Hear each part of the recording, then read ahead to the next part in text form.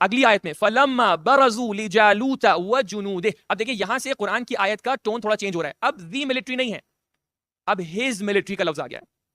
یعنی کیا بات یہاں پہ خلاصہ کرنا چاہتا ہوں کہ یہاں پر قرآن نے ہمیں ایک کرائٹیریا دے دیا. قرآن نے کہا کہ فَمَن شَرِبَ مِنْهُ فَلَيْسَ مِنِّي, لیسا منی, منا, منی, یہ ایک ایسا مرتبہ ہے کہ جو تھرڈ لیول ہے جو میں نے بیان کیا.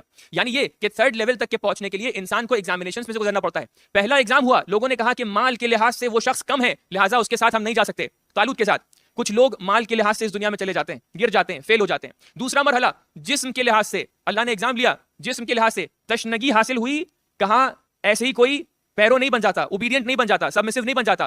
انسان کو امتحان دینا پڑتا ہے, انسان کو برداشت کرنا پڑتا ہے, انسان کو ٹرائلز میں جانا پڑتا ہے. لیکن کچھ لوگوں نے وہاں پانی پی لیا, جنہوں نے نہیں پیا وہ پاس ہوئے.